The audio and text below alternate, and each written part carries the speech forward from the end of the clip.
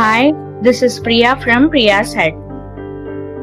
Morning எழுந்து பரபரன்னு வேலை செய்யறதுக்கு முன்னாடி நாளே நம்ம கொஞ்சம் ப்ரிப்பேர்டா இருந்துட்டோம் அப்படின்னா அடுத்த நாளை ஈஸியா ஹேண்டில் பண்ணிடலாம். சமைக்கிறதுக்குலாம் ஒரு ப்ரிப்பரேஷனா அப்படின்னு நினைப்பாங்க பல பேர்.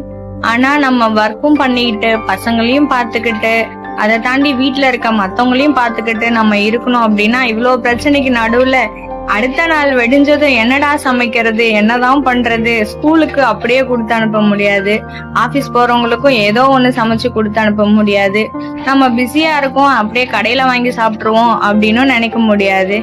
ஏன்னா ஹெல்த்தும் ரொம்ப முக்கியமா. எதுக்கு நம்ம ஓடி ஓடி சம்பாதிக்கணும், நல்லா வாழணும், நல்லா சாப்பிடணும் அப்படிதானே. சோ அதுக்கு கொஞ்சம் டைம் எடுத்து ப்ரிப்பேர் பண்ணி ஒரு மீல் பிளான் பண்ணோம் அப்படின்னா ஹெல்தியாவும் பண்ணலாம், சீக்கிரமாவும் பண்ணலாம். அதுக்கான ஒரு ஃபுல் வீடியோ தான் இதுல நீங்க பார்க்க போறீங்க. நான் முன்னாடி நாள் நைட்டே போயிட்டு கடைக்கு போயிட்டு காய்கறி எல்லாம் வாங்கிட்டு வந்துட்டேன். ஸோ நான் இன்னைக்கு தூதுவளையும் வல்லாரக்கீரை, சக்கரவள்ளி கிழங்கு, பீட்ரூட்டு, சுரைக்காய் எல்லாமே வாங்கி வச்சிருக்கேன். தூதுவளை அடுத்த நாள் எந்திரிச்சு பரபர நாஞ்சோம் அப்படின்னா கையில எல்லாம் கிழிச்சிட்டு தான் போகணும்.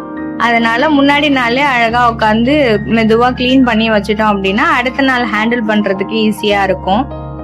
மற்ற காய்கறிகள்லாம் எடுத்து வெளியே வச்சுட்டு கீரையும் கேரட்டும் மட்டும் ஃப்ரிட்ஜில் வச்சுட்டேன். அப்புறம் கொஞ்சம் வெங்காயம் பூண்டெல்லாம் உரிச்சு வச்சுக்கிட்டேன். அடுத்த நாள் மார்னிங்க ஸோ லாஸ்டா எடுத்து 1-2 ப்ரிப்பரேஷன் பண்ணதெல்லாம் அப்படியே வச்சுட்டு படுத்தாச்சு, டைம் ஆயிடுச்சுன்னு. அதெல்லாம் எடுத்த இடத்துல வச்சுட்டு மற்றதெல்லாம் என்னென்ன வேணும்னு சொல்லிட்டு சைட்ல ரெடியா எடுத்து வச்சுட்டோம் அப்படின்னா ஒரு வேலை பார்த்துக்கிட்டே அடுத்த வேலையை நின்றுட்டே செஞ்சிடலாம். பொறுமையா உட்காந்து எல்லாத்தையும் ஆஞ்சு எடுத்துட்டு போயிட்டு செஞ்சோம் அப்படின்னா நம்ம டைமுக்கு அது செட் ஆகாது.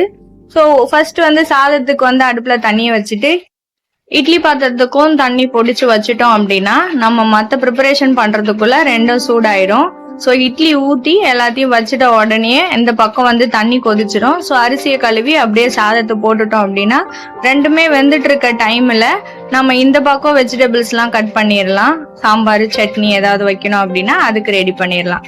ஸோ இட்லியை நான் ஊத்தி வச்சுட்டு இந்த பக்கம் அரிசியை கழுவி அதுக்கு போட்டுடுறேன். என்ன சம்பாதிக்கிறோம் அப்படின்றது முக்கியம் இல்ல, அதை எப்படி சேவ் பண்றோம்ன்றதும் ரொம்ப முக்கியம்.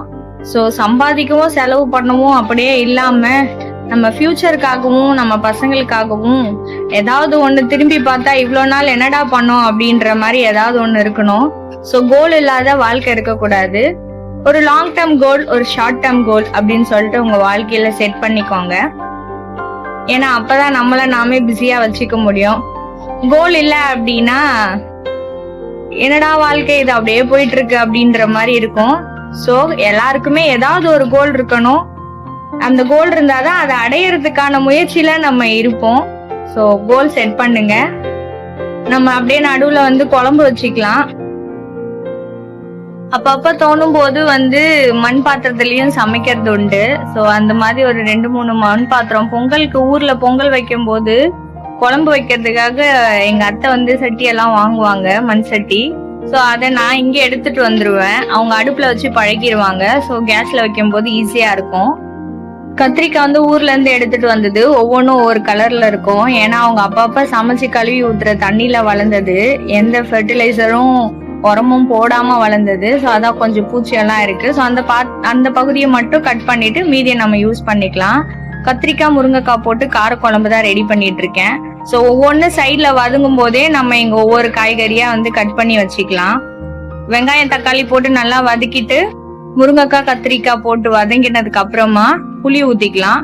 புளி ஊத்தினதுக்கு அப்புறமா மிளகாத்தூள், உப்பு, தேவையான அளவு தண்ணி ஊத்தி நல்லா சுண்ட கொதிக்க வச்சிட்டோம் அப்படின்னா நம்ம கத்திரிக்காய், முருங்கைக்காய் காரக்குழம்பு ரெடி ஆயிரும். ஸோ என்ன இந்த மாதிரி ஒரு கூட்டுல என்ன காய்கறி போடுறோமோ அதோட காரக்குழம்பாயிரும். சில ஊர்ல இதை புளி குழம்பு, பொரி குழம்பு அப்படின்லாம் சொல்லுவாங்க. எங்க ஊர்ல இதை நாங்க காரக்குழம்பு அப்படின்னு சொல்லுவோம். ஏன்னா மிளகாத்தூள் போட்டு நல்லா காரசாரமா இருக்கும் காரக்குழம்பு. ஸோ எல்லாத்தையும் போட்டு ரெடி பண்ணி வச்சிட்டோம் அப்படின்னா அதுக்கு அடுத்து இது கொதிக்கிறதுக்குள்ள இந்த பக்கம் இட்லி வெந்திருக்கும், இந்த பக்கம் சாதம் வெந்திருக்கும். ஸோ எல்லாத்தையுமே எடுத்து அது வேலையெல்லாம் முடிச்சிட்டதுக்கு அப்புறமா அதுக்கப்புறம் வேற ஏதாவது பொரியல் பண்றது இல்ல வேற ஏதாவது ரசம் வைக்கிறது அந்த மாதிரி வேலையெல்லாம் பார்க்க ஸ்டார்ட் பண்ணிடலாம். ஸோ நல்லா மிக்ஸ் பண்ணிட்டு இதை விட்டுட்டோம் அப்படின்னா இது நல்லா கொதிச்சு வந்துடும். நம்ம நிறைய சேவிங்ஸ் திட்டம் இருக்கு. நீங்க பேங்க்ல போட்டு வைக்கலாம், போஸ்ட் ஆபீஸ்ல போடலாம், இல்ல உங்களுக்கு வந்து ஊர்ல யாருக்கிட்ட தெரிஞ்ச அப்படி இருந்தாங்க அப்படின்னா அவங்க கிட்ட சீட்டு கட்டி அதுல ஒரு இன்ட்ரெஸ்ட் ரேட் வரும், அந்த மாதிரி ஏதாவது பண்ணலாம். இல்ல உங்களுக்கு வந்து கொஞ்சம் நாலேஜ் இருக்கு அப்படின்னா ஸ்டாக்கு, எஸ்ஐபி, மியூச்சுவல் ஃபண்டு அந்த மாதிரி வந்து நீங்க இது பண்ணலாம். நீங்க அதான் ஏதாவது வர வகையில வந்து அமௌண்ட் வந்து சேவ் பண்ணுங்க. ஏன்னா வந்து இப்போ 2019 ஒரு ப்ராப்ளம்ஸ் வந்து இஷ்யூ ஃபேஸ் பண்ணோம் இல்லையா, அதே மாதிரி மறுபடியும் ஒரு சூழ்நிலை வந்துச்சு அப்படின்னா அப்போ வந்து கஷ்டமாயிரும். ஸோ அதுக்காக நீங்க அப்படியே இருக்காம சம்பாதிச்சோம், சாப்பிட்டோம், போனோம், வந்தோம் அப்படின்னு இல்லாம ஏதோ நீங்க வந்து சேவ் பண்ணீங்க அப்படின்னா தான் உங்களோட ரிட்டையர்மெண்ட்லயும் இல்ல உங்க பசங்க படிக்கிறதுக்கும் வந்து யூஸ்ஃபுல்லா இருக்கும். நான் இங்க வந்து தூதுவளை ரசத்துக்காக வந்து புளிய கரைச்சிட்டு அதுல ஒரு தக்காளியை வந்து நசுக்கிட்டு மஞ்சள் தூள் போட்டு ரெடியா எடுத்து வச்சுக்கிறேன். ஸோ தூதுவளையை நைட்டே எல்லாம் பிரிச்சு வச்சாச்சு. இப்ப அதை எல்லாத்தையும் கிளீன் பண்ணிட்டு மிக்சியில போட்டு அரைச்சி எடுத்துக்கலாம். அதுல முள்ளெல்லாம் இருக்கும், அதனால வந்து நீங்க அதை ஃபில்டர் பண்ணாம அப்படியே போடாதீங்க.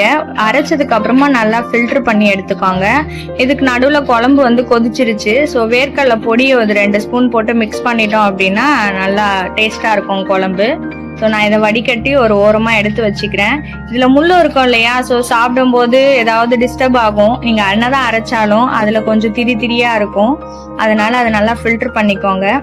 அது ரெடி ஆன உடனே இந்த பக்கம் ரசத்துக்கு வந்து ரெடி பண்ணியாச்சு.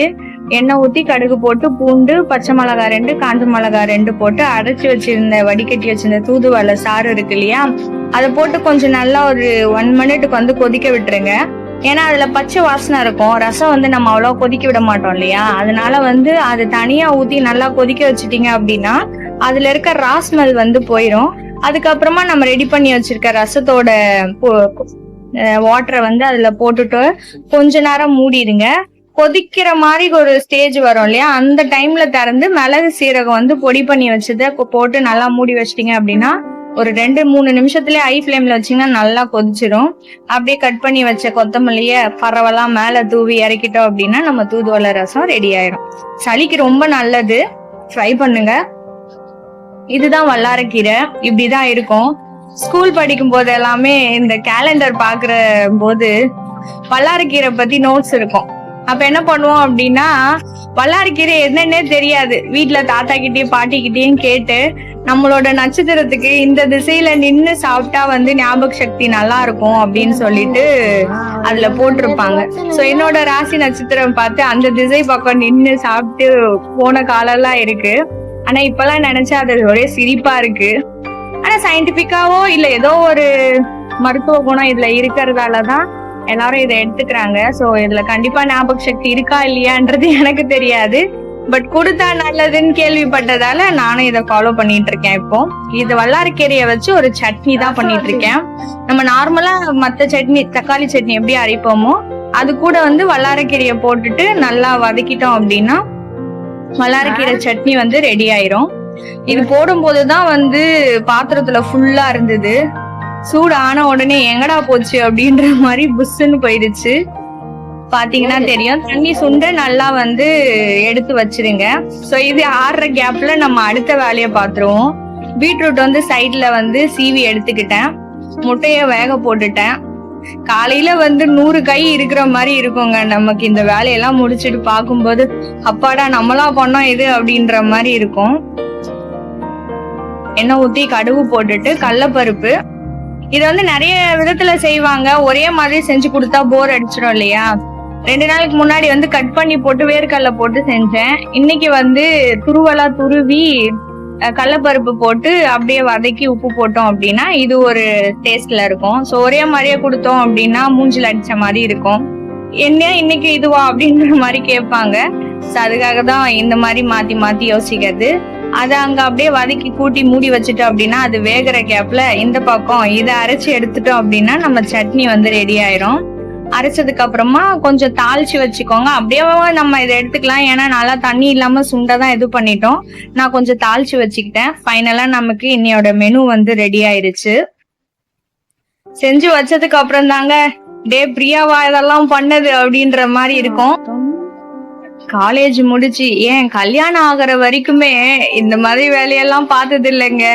வீட்டுல சாப்பிட்ட தட்டு கூட கழுவாத யாராவது இருக்கீங்களா?